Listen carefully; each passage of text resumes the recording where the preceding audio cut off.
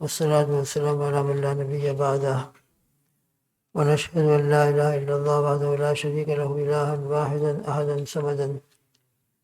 لم يتخذ صاحبة ولا ولدا ولم يكن له كفوا أحد ونشهد أن سيدنا وحبيبنا وسندنا ومولانا محمد عبده ورسوله صلوات الله وسلامه على سيد الأولين والآخرين خاتم الأنبياء والمرسلين قائد الغر المحجلين إلى جنات النعيم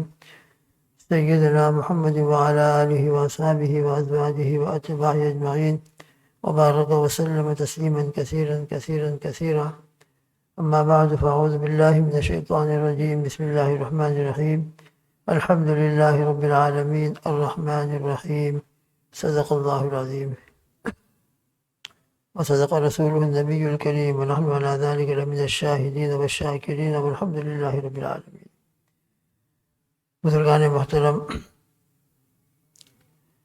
سورہ فاتحہ کی دوسری آیت الرحمن الرحیم، جس میں اللہ جل جلالہ و من والہ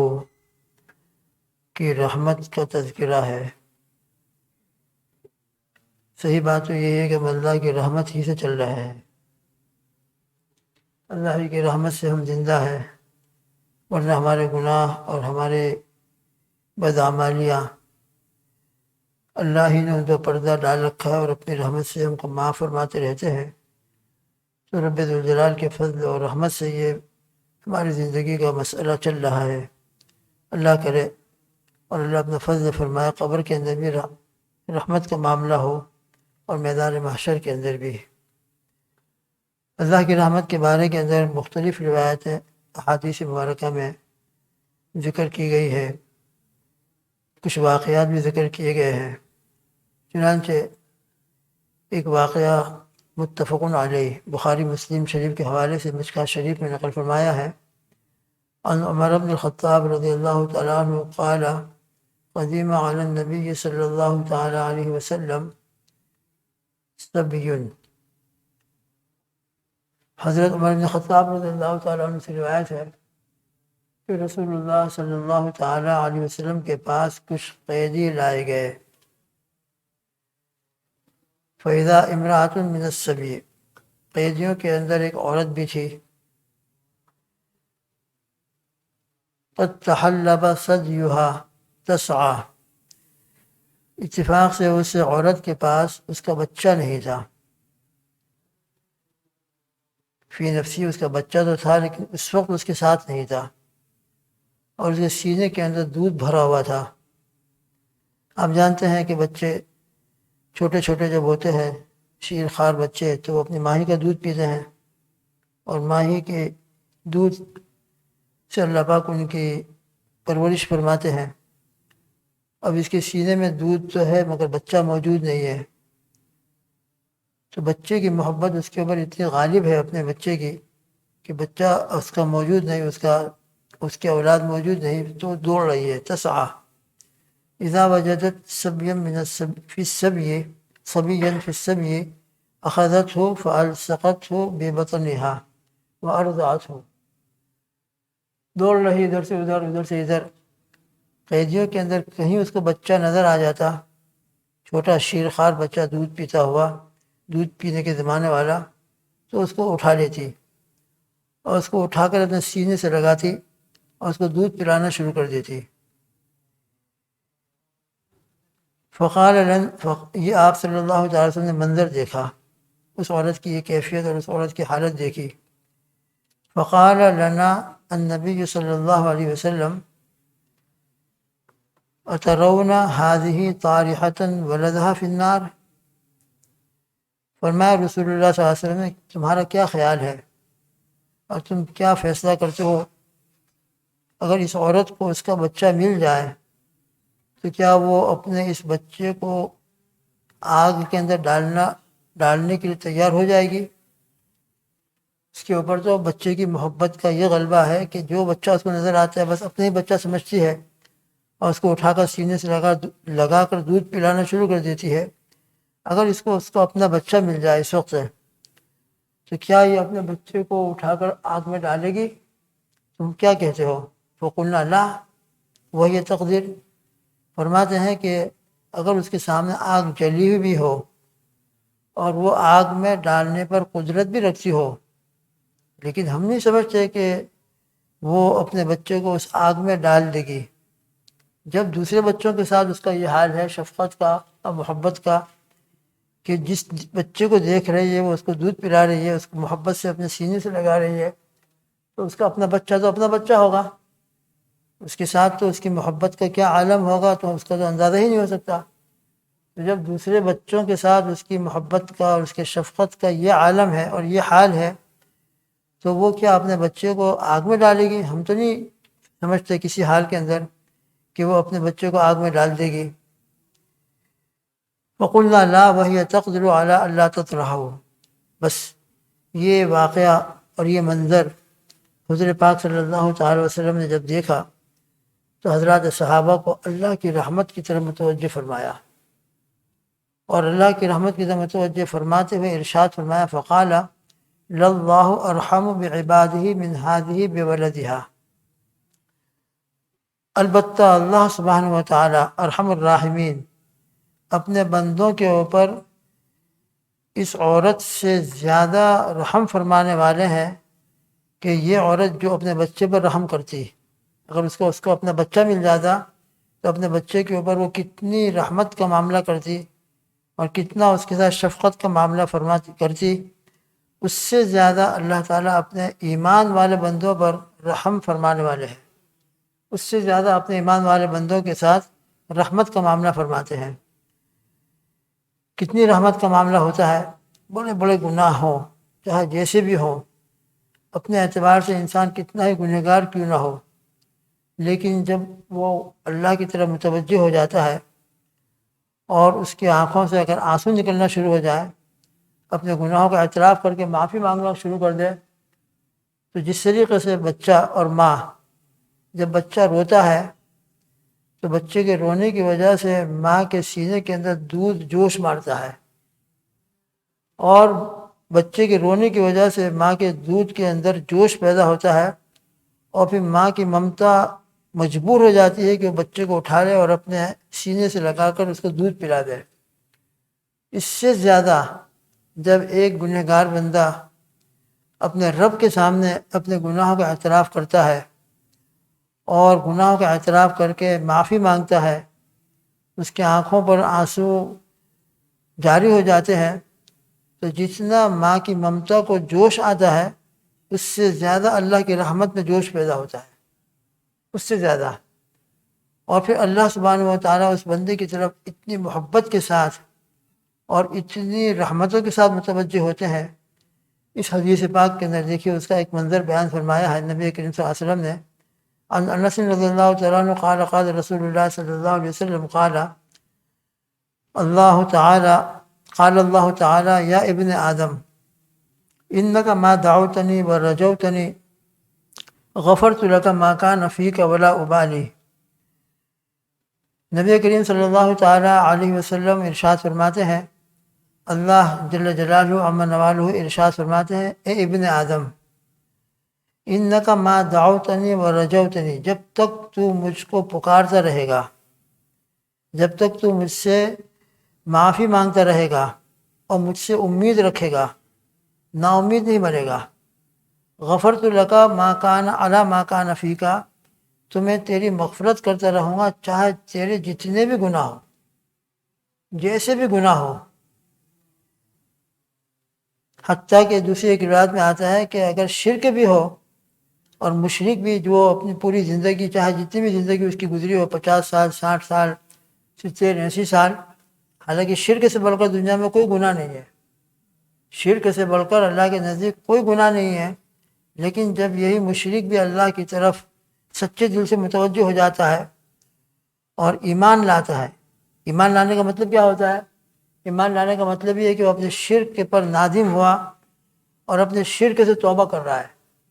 اور آئندہ کے لیے اللہ سبحانہ و تعالیٰ کی وحدانیت کے اوپر ایمان لاتے ہوئے کلمہ شہادت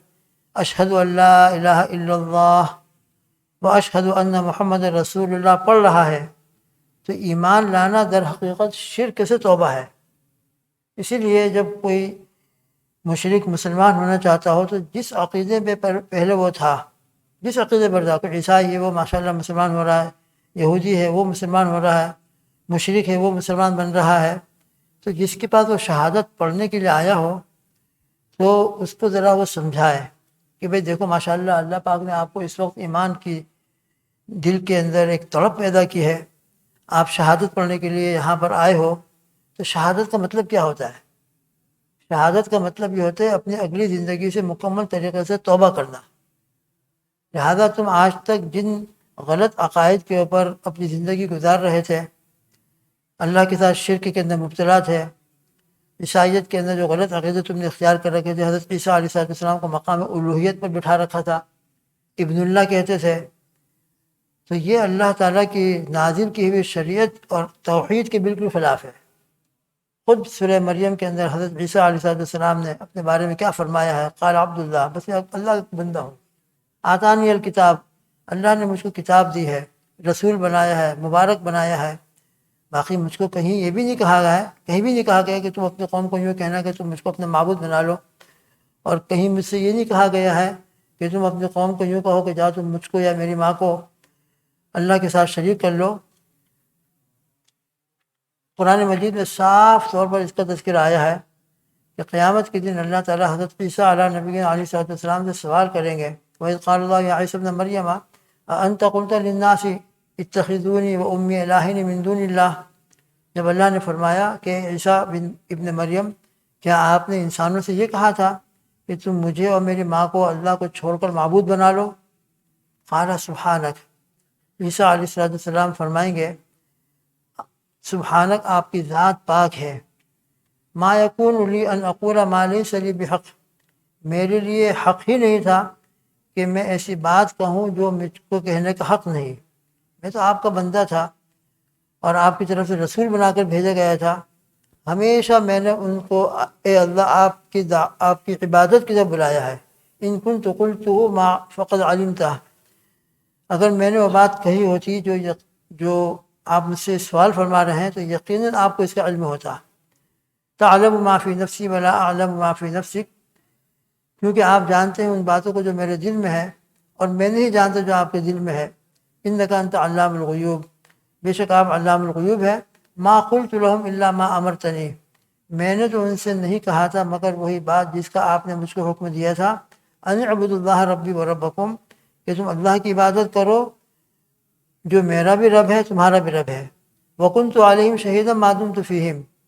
اور جب تک میں ان کے درمیان میں موجود تھا میں اس پر گواہ تھا، میں ہمیشہ آپ کی عبادت کی طرف بلاتا تھا۔ لہذا اگر عیسائی مسلمان بننے کے لیے حاضر ہوا ہے تو ہم اس کو اس بات کی طرف متوجہ کریں کہ دیکھو یہ عقیدہ آج تک آپ کا تھا، یہ غلط ہے، اس سے آپ توبہ کرو اور آئندہ کے لیے اللہ کو واحد مانو۔ حضرت عیسیٰ علیہ السلام بے شک اللہ کے بہت مقرب بندے ہیں، نبی اور رسول ہیں، ان کا مقام انسانوں میں بہت اعلیٰ درجے کا ہے، بہت اعلیٰ درجے کا ہے۔ مقام نبوت اور مقام رسالت اتنا اعلیٰ درجے کا مقام ہوتا ہے کہ کوئی بندہ عبادت کر کر کے چاہے جتنی بھی عبادت کر لے، جتنی بھی ریاضتیں کر لے اور جتنے بھی مجاہدے کر لے، وہ کبھی بھی مقام رسالت پر، مقام نبوت پر پہنچ ہی نہیں سکتا ہے۔ وہ تو اللہ کی طرف سے ایک انتخاب ہوتا ہے، اللہ کی طرف سے جس کو نبی بنایا جاتا ہے، رسول بنایا جاتا ہے، بس وہی اس مقام رسالت کو فائز ہوتا ہے۔ تو سیدنا عیسیٰ علیہ نبینا علیہ السلام بے شک اللہ کے رسول ہیں، نبی ہیں، اور ہم ان کو اللہ کا بہت مقرب بندہ سمجھتے ہیں، البتہ الوہیت یہ صرف اللہ کے لیے ہے۔ لہذا آج تک تمہارا جو عقیدہ تھا اس سے توبہ ہونا ضروری ہے، اور آئندہ کے لیے اللہ سبحانہ وتعالیٰ ہی کو ایک ماننا ہے اور انہی کی عبادت کرنا ہے۔ سیدنا عیسیٰ علیہ السلام ہو، رسول اللہ صلی اللہ تعالیٰ وسلم، ان کی رسالت کو ایمان لانا ہے، آخری نبی ہے،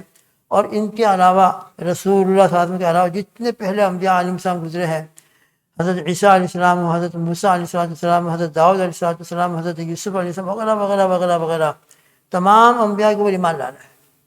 کسی بھی نبی کی تکذیب نہیں کرنا ہے، تو یہ پوری باتیں اس کو سمجھا دی جائے ایمان لانے کے وقت میں، تاکہ اس کے دل کا رخ بدل جائے۔ ایک مشرک ہے تو اس کو بتایا جائے کہ آج تک تم بتوں کے سامنے ہاتھ جوڑ کر کھڑے ہوتے تھے، ان کو اپنے رب مانتے تھے، ان کو مشکل کشا حاجت روا سمجھتے تھے، اب تمہارا یقین یہ ہونا چاہیے کہ پتھر کی مورتیاں ہوں یا سونے کی مورتیاں ہوں یا سلور کی یا کسی اور چیز کی، کچھ نہیں، اللہ ہے بس، اللہ واحد لا شریک لہ ہے۔ تو بہرحال ایمان لانے کا مطلب یہ ہوتا ہے کہ وہ اپنے اگلی شرک سے اور اپنے اگلے غلط عقائد سے توبہ کر رہا ہے۔ تو آج تک اس نے اللہ تعالیٰ کی کتنی زبردست نافرمانی کی ہے، لیکن جب وہ ایمان لا رہا ہے دل سے اور اللہ کی طرف متوجہ ہو کر ایمان قبول کر رہا ہے، شہادت پڑھ رہا ہے، تو حدیث شریف میں آتا ہے الاسلام یہدم ما کان قبلہ، اسلام ایک ایسا عمل ہے کہ جب سچے دل سے ایک شخص مسلمان ہوتا ہے، ایمان میں داخل ہوتا ہے، یہدم ما کان قبلہ، اس سے پہلے اس نے جتنا بھی شرک کیا تھا، جتنا بھی گناہ کیے تھے، اللہ تعالیٰ ان تمام گناہوں کو معاف کر دیتے ہیں۔ تو جب شرک جیسا گناہ معاف فرما دیتے ہیں تو ہم تو الحمدللہ ایمان والے ہیں۔ یہ ہمارا نوجوان چاہے جس لائن میں بھی ہو، چاہے جیسی اس کی غفلت کی زندگی گزری ہو، مرد ہو عورتیں ہوں، خود میری ذات اپنی ذات، ہم کون سے اپنے آپ کو پاک کہتے ہیں؟ ہماری زندگی بھی کیسی ناپاکی کی حالت میں گزری ہے، اللہ ہی بہتر جانتا ہے۔ اللہ کی ستاری سے پردہ پڑا ہوا ہے، ورنہ ہر ایک گنہگار ہے، ہر ایک اپنے آپ کو گنہگار سمجھے، ہر ایک اپنے بارے کے اندر اللہ تعالیٰ سے رحمت کی امید رکھے اور ہر وقت گناہوں کے اوپر استغفار کرتا رہے، توبہ مانگتا رہے۔ انشاءاللہ جتنی توبہ کی کثرت اس کے نامہ اعمال کے اندر ہوگی، یہ اس کے لیے بہت بہت زیادہ فائدہ مند ہوگا۔ نبی کریم صلی اللہ تعالیٰ علیہ وسلم سے بڑھ کر دنیا میں کوئی معصوم نہیں ہے، لیکن حضور پاک صلی اللہ تعالیٰ وسلم ایک ایک مجلس میں 70 مرتبہ بلکہ 100 مرتبہ استغفار فرماتے تھے امت کی تعلیم کے لیے، کہ جب میں معصوم ہوں اور میرے بارے میں اللہ سبحانہ وتعالیٰ نے پورا یقین دلا دیا ہے، انا فتحنا لک فتحا مبینا لیغفر لک اللہ ما تقدم من ذنبک ما تأخر، وعدہ ہے کسی طرح کا آپ کے اوپر کوئی گرفت نہیں ہوگی۔ جن باتوں کو آپ اپنے اعتبار سے خلاف اولا سمجھ کر رہے ہیں اور ان کو اپنے لیے پکڑ کا ذریعہ سمجھ رہے ہیں، وہ بھی معاف کر دیے گئے۔ گناہ کبیرہ یا گناہ صغیرہ کا تو کوئی سوال ہی پیدا نہیں ہوتا حضور پاک صلی اللہ تعالیٰ وسلم کی زندگی کے اندر۔ البتہ حضور پاک صلی اللہ تعالیٰ وسلم امت کی تعلیم کے لیے کبھی ایسے اعمال فرمایا کرتے تھے جو فی نفسی خلاف اولا ہوتے تھے، مگر امت کو تعلیم دینا تھی۔ نبوت کے مقام پر آپ فائز تھے، تو مقام نبوت پر فائز ہونے کی وجہ سے ایک بات فی نفسی جائز ہے، اگرچہ اولا نہیں ہے، خلاف اولا ہے، مگر فی نفسی شریعت میں جائز ہے، تو بہت سے کام آپ صلی اللہ تعالیٰ وسلم جائز ہونے کو بتلانے کے لیے فرمایا کرتے تھے، اگرچہ آپ کا دل نہیں چاہتا تھا، لیکن امت کے سامنے یہ بات سامنے آ جائے کہ یہ چیز جائز ہے، فی نفسی اس کی گنجائش ہے، اگرچہ خلاف اولا ہے، اس کا چھوڑنا بہتر ہے۔ تو انبیاء علیہ السلام جو تقوی کے بہت اعلیٰ مقام پر ہوتے ہیں، اور نبی کریم صلی اللہ علیہ وسلم جو پوری امت میں سب سے اتقیٰ ہیں، لہذا آپ تو ان باتوں کو بہت زیادہ چھوڑنے والے تھے، لیکن امت کی تعلیم کے لیے کبھی کبھی اس قسم کے کام آپ فرمایا کرتے تھے جو خلاف اولا ہوتے تھے۔ پھر وہ خلاف اولا جب کام ہوتے تھے تو آپ کے قلب مبارک کے اوپر ذرا بوجھ آتا تھا کہ خلاف اولا کام تھا، مجھ سے ہو گیا، اس کے اوپر آپ استغفار فرماتے تھے۔ تو اللہ سبحانہ و تعالیٰ نے اس آیت شریفہ کے اندر انا فتحنا لک فتحا مبینا لیغفر لک اللہ ما تقدم من ذنبک وما تأخر، اس کا بھی آپ کو بشارت دے دی کہ ان چیزوں کے اوپر بھی آپ کی کوئی گرفت نہیں ہوگی، کوئی پکڑ نہیں ہوگی، یہ سب کے سب معاف کر دیے گئے ہیں۔ تو حضور پاک صلی اللہ تعالیٰ وسلم کو جب اتنا سارا بشارتیں مل چکی تھی، اس کے باوجود استغفار فرمایا کرتے تھے، تو میں اور آپ تو کتنے استغفار کے مستحق ہیں اور کتنے ہمارے لیے استغفار ضروری ہے۔ لہذا رمضان کے اندر خاص طور پر حضور پاک صلی اللہ تعالیٰ وسلم نے ارشاد بھی فرمایا ہے کہ رمضان کے اندر کثرت سے لا الہ الا اللہ کا ورد کرو اور استغفار کی کثرت کرو، لا الہ الا اللہ استغفر اللہ، لا الہ الا اللہ استغفر اللہ، پھر اس کے بعد جنت کا سوال اور دوزخ سے پناہ مانگتے رہو۔ تو یہ دعا لا الہ الا اللہ استغفر اللہ اسألک الجنہ واعوذ بک من النار، لا الہ الا اللہ استغفر اللہ اسألک الجنہ واعوذ بک من النار، ہم نمازوں کی بات مانگیں، اپنی دعاؤں کے اندر اس کو شامل کریں، مسجد میں آتے ہوں، گھروں میں ہوں، ماں بہنیں ہوں، اس دعا کو کثرت سے مانگتے رہیں۔ تو یقیناً رمضان کا مہینہ اللہ سے مغفرت طلب کرنے کا مہینہ ہے، اپنے گناہوں کو معافی مانگنے کا مہینہ ہے۔ تو بہرحال حدیث میں فرمایا یا ابن آدم انک ما دعوتنی ورجوتنی غفرت لک علی ما کان فیک، اے میرے بندے، اے ابن آدم، جب تک تو مجھ سے دعا کرتا رہے گا اور مجھ سے امید رکھے گا کہ میرا رب مجھ کو معاف کرنے والا ہے، غفرت لک علی ما کان فیک، تو میں تیری مغفرت کرتا رہوں گا چاہے تیرے جتنے بھی گناہ ہو، کتنے گناہ ہو، اس کا اس کے بعد آگے کی حدیث کے اندر تذکر آ رہا ہے، انشاءاللہ کل اس حدیث کو پورا کریں گے۔ اللہ تعالی ہم سب کو اللہ کی رحمت سے اپنے فضل سے معاف فرمائے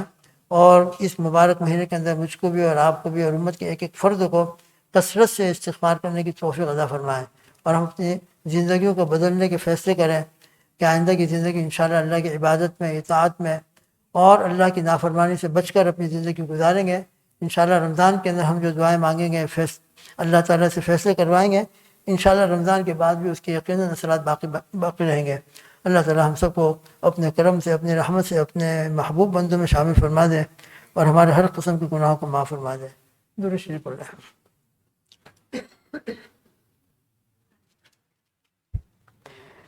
بسم اللہ الرحمن الرحیم، الحمد للہ رب العالمین والعاقبۃ للمتقین والصلاۃ والسلام علی سید الاولین والآخرین امام الانبیاء والمرسلین قائد الغر المحجلین سیدنا محمد وعلی آلہ وصحبہ وازواجہ واتباعہ اجمعین۔ اللہم انا نسألک بأننا نشہد انک انت اللہ لا الہ الا انت الاحد الصمد الذی لم یلد ولم یولد ولم یکن لہ کفوا احد۔ جزا اللہ عنا سیدنا محمد صلی اللہ تعالی علیہ وسلم ما هو اہلہ۔ اللہم انک قلت وقولک الحق ان رحمتی سبقت غضبی۔ اے اللہ، آپ ہی کا ارشاد ہے کہ میری رحمت میرے غضب کے اوپر غالب ہے، میری رحمت میری غضب کے اوپر سبقت لے گئی ہے۔ یا اللہ، اس حدیث کا آپ کو واسطہ دیتے ہوئے ہم تمام کے تمام آپ کے سامنے بہت عاجزی کے ساتھ، بہت ہی لجاجت کے ساتھ اور انتہائی ندامت کے ساتھ اپنی پوری زندگی کے گناہوں کا اعتراف کرتے ہوئے اور اپنی پوری زندگی کی لغزشوں کا، خطاؤں کا، یا اللہ اس جرم کو مانتے ہوئے، اعتراف کرتے ہوئے، یا اللہ اس مبارک وقت کے اندر آپ سے معافی مانگتے ہیں، توبہ کرتے ہیں، استغفار کرتے ہیں، ہماری زندگی کے، ہمارے والدین کی زندگی کے، ہمارے بچوں کی، ہماری گھر والیوں کی، ہماری بیویوں کی، ہماری ماں بہنوں کی، بیٹیوں کی، یا اللہ پوری امت کے مردوں کی، عورتوں کی، ہر قسم کے گناہوں کو معاف فرما دے۔ اے اللہ، آپ کی رحمت بے شک ہمارے گناہوں سے بہت وسیع ہے۔ ایک حدیث میں آپ کے حبیب صلی اللہ تعالی وسلم نے ایک صحابی سے فرمایا تھا، جبکہ وہ صحابی بے انتہا اپنے گناہوں کے اوپر نادم تھے اور بے انتہا خوف ان کے اوپر طاری تھا، آپ کے حبیب صلی اللہ علیہ وسلم نے یہ دعا ان کو ارشاد فرمایا کہ تم یوں کہو: اللہم ان مغفرتک اوسع من ذنوبنا ورحمتک ارجع عندنا من اعمالنا۔ اللہم ان مغفرتک اوسع من ذنوبی ورحمتک ارجع عندی من عملی فاغفر لی ما قدمت وما اخرت۔ آپ کے حبیب صلی اللہ علیہ وسلم نے اس صحابی کو تسلی دیتے ہوئے یہ حدیث ارشاد فرمائی تھی۔ یا اللہ، یہی حدیث ہم آپ کے سامنے پیش کرتے ہوئے آپ کی مغفرت واسعہ کا آپ کو واسطہ دے کر آپ سے سوال کرتے ہیں، بہت لجاجت کے ساتھ اپنی پوری زندگی کے ہر قسم کے گناہوں کی معافی مانگتے ہیں، صغیرہ ہو کبیرہ ہو، انتہائی ندامت کے ساتھ آپ سے معافی طلب کرتے ہیں۔ یا اللہ، ہم سب کو، ہمارے والدین کو، ہمارے بچوں کو، بیویوں کو اور ہمارے گھر والیوں کو، ہمارے والدین کو، ہمارے تمام رشتہ داروں کو، تمام متعلقین کو جنہوں نے ہم سے دعاؤں کے لیے کہا ہے، جن کا ہم پر حق ہے، یا اللہ ان سب کی کامل مغفرت فرما دیجیے۔ یا اللہ، کسی کو بھی محروم نہ فرمائیے۔ لا تجعلنا فینا شقیا ولا محروما۔ اے اللہ، ہم میں سے کسی کو شقی اور محروم نہ فرما، ہمارے بچوں میں سے، ہمارے گھر والوں میں سے، ہمارے والدین میں سے، ہمارے اساتذہ مشائخ میں سے، ہمارے تمام متعلقین احباب میں سے، یا اللہ جنہوں نے ہم سے دعاؤں کے لیے کہا ہے، جن کا ہم پر حق ہے، ان میں سے کسی کو بھی، بلکہ پوری امت میں سے کسی کو بھی اللہ شقی و محروم نہ فرما۔ یا اللہ، آپ کے پاس الکتاب ہے، آپ جو چاہے باقی رکھیں، جو چاہے مٹا دیں۔ اے اللہ، ان كنت كتبتنا في شقوة وقسوة فإنك تمحو ما تشاء وتثبت ما تشاء وعندك الكتاب واجعلها مغفرة وسعادة۔ اے اللہ، ہماری شقاوت کو، یا اللہ ہماری قساوت کو اپنے کرم سے، اپنی رحمت سے سعادت مندی سے بدل دیجیے۔ یہ مبارک وقت ہے، یا اللہ ہمارے لیے سعادت مندی کے اور ہمیشہ کی سعادت مندی کے فیصلے فرما دیجیے۔ ہمارے بچوں اور نسلوں کے لیے ہمیشہ کی سعادت مندی کے فیصلے فرما دیجیے۔ یا اللہ، شقی اور محروم ہونے سے ہماری حفاظت فرما لیجیے۔ یا اللہ، شقی اور محروم ہونے سے ہمارے بچوں کے، حاضرین کے، ان کے بچوں کے اور پوری امت کے اور ان کے بچوں اور نسلوں کی، ہماری نسلوں کی حفاظت فرما لیجیے۔ یا اللہ، ہم کو بھی اپنے مقرب بندوں میں شامل فرما، اپنے محبوب بندوں میں شامل فرما۔ یا اللہ، ایسے بندوں میں شامل فرما جن کی مغفرت کا آپ نے فیصلہ فرما دیا ہے، اور ایسے بندوں میں شامل فرما دیجئے جن کے لیے آپ نے حسن خاتمہ کے فیصلے فرما دیے ہیں۔ اے رب ذوالجلال، آپ ہمارے رب ہیں، ارحم الراحمین ہیں۔ آپ کی رحمت والی آیتوں کا تذکرہ چل رہا ہے، آپ کی رحمت والی احادیث مبارکہ کا ذکر ہو رہا ہے۔ یا اللہ، آپ ہی کا فرمان ہے اور آپ کے حبیب صلی اللہ علیہ وسلم کا فرمان ہے، بے شک میں ناپاک ہوں، ہماری زبان ناپاک ہے، لیکن آپ کا قول اور آپ کا کلام پاک ہے۔ سب سے اعلیٰ و برتر ہے۔ آپ نے اپنے کلام مجید میں الرحمن الرحیم فرمایا ہے، الحمدللہ رب العالمین الرحمن الرحیم فرمایا ہے۔ یا اللہ اسی آیت شریفہ کا آپ کو واسطہ، اور آپ کے حبیب صلی اللہ علیہ وسلم نے جو احادیث مبارکہ میں آپ کے رحمت کے بارے میں جملے ارشاد فرمائے ہیں، یا اللہ ان تمام احادیث مبارکہ کا آپ کو واسطہ، یا اللہ آپ کو آپ کی عظمتوں کا واسطہ، کبریائی کا واسطہ ہم کو معاف فرما دیجیے۔ یا اللہ ہمارے ساتھ جب تک ہماری زندگی باقی رہے پوری امت کے ساتھ رحمت کا معاملہ فرما۔ یا اللہ پوری امت کے ساتھ رحمت کا، فضل و کرم کا معاملہ فرما۔ اللہ ہماری جہالت کو علم سے بدل دیجیے، بے دینی کو دین سے بدل دیجیے۔ ہمارے نوجوان بچے اور بچیوں کی ایمان کی حفاظت فرما۔ یا اللہ جو بھٹکے ہوئے ہیں، دین سے دور جا چکے ہیں، یا اللہ جلدی سے جلدی ان کو دین کے قریب فرما دیجیے۔ جو ہمارے بچے نوجوان مسجدوں میں آ رہے ہیں، ہمارے یا اللہ جو ایمان والے مسجدوں میں آ رہے ہیں، زیادہ سے زیادہ ان کو مسجدوں میں آنے والا بنا دیجیے۔ استقامت کے ساتھ مسجدوں کی حاضری ان کے لیے ہمارے لیے مقدر فرما دیجیے۔ مسجدوں کے ساتھ صحیح تعلق ادا فرما دیجیے، اپنے قرآن مجید سے صحیح تعلق ادا فرما دیجیے، اپنی محبت ادا فرما دیجیے، اپنا تعلق ادا فرما دیجیے۔ ہمارے دل کو تمام رذائل سے پاک فرما دیجیے، ہماری تربیت فرما دیجیے، ہماری اصلاح فرما دیجیے۔ اے رب ذوالجلال آپ مربی حقیقی ہیں، اللہ ہماری اصلاح فرما دیجیے۔ اخلاق حمیدہ کریمہ حسنہ سے اللہ ہم کو آراستہ اور پیراستہ فرما دیجیے۔ ایمان والی جتنی صفات ہیں، ایمان والا جو یقین ہے ہم کو عطا فرما دیجیے۔ کفر اور شرک اور شائبہ شرک اس پہ ہماری حفاظت فرما، ہمارے بچوں اور نسل کی حفاظت فرما۔ ایمان اور توحید اور یقین کامل، یقین صادق اور ایمان کامل ہم کو عطا فرما۔ اے رب ذوالجلال اپنے کرم سے، اپنی رحمت سے ہمارے لیے پوری امت کے لیے خیر کا فیصلہ فرمائیے۔ یا اللہ انڈیا کے اندر جو کورونا وائرس پھیلا ہوا ہے، یا اللہ اپنی رحمت کا معاملہ فرما۔ جن کا انتقال ہوا ہے رمضان کے مبارک مہینے میں اور اس سے پہلے جن کا بھی انتقال ہوا، سب کو شہادت کی موت عطا فرما، سب کی مغفرت فرما۔ جو لوگ ان کی خدمت میں لگے ہوئے ان کو قبول فرما۔ اے اللہ اپنے فضل و کرم کا، رحمت کا معاملہ فرما، ان کے پسماندگاہ کو صبر جمیل اجر جزیل عطا فرما، رحم کا، کرم کا، فضل و عنایت کا معاملہ فرما۔ اپنے غضب سے، اپنے قہر سے، اپنی پکڑ سے، اپنے غصے سے یا اللہ ہمیشہ ہماری حفاظت فرما۔ دنیا میں بھی، موت کے وقت میں بھی، قبر کے اندر بھی، میدان محشر کے اندر بھی، ہر جگہ اپنے آغوش رحمت میں لے کر یا اللہ ہمارے لیے رحمت کے فیصلے فرما، فضل کے فیصلے فرما۔ اللہم انا نسألک من خیر ما سألک منہ نبیک سیدنا محمد صلی اللہ تعالی علیہ وسلم ونعوذ بک من شر ما استعاذ منہ نبیک سیدنا محمد صلی اللہ تعالی علیہ وسلم وانت المستعان وعلیک البلاغ ولا حول ولا قوة الا باللہ العلی العظیم۔ اللہم یا ہادی یا رحیم اہدنا الصراط المستقیم صراط الذین انعمت علیہم من النبیین والصدیقین والشہداء والصالحین وحسن اولئک رفیقا غیر المغضوب علیہم ولا الضالین۔ اللہم انا نعوذ بک من ان نشرک بک شیئا وانا اعلم واستغفرک لما لا اعلم تبت عنه وتبرأت من الكفر والشرك والكذب والمعاصي كلها اسلمت وآمنت واقول لا اله الا الله محمد رسول الله صلی اللہ علیہ وعلى آلہ واصحابہ وازواجہ اجمعین۔ اللہم اغفر لنا ولوالدینا ولاساتذتنا ولمشائخنا ولمحبینا وللمحسنین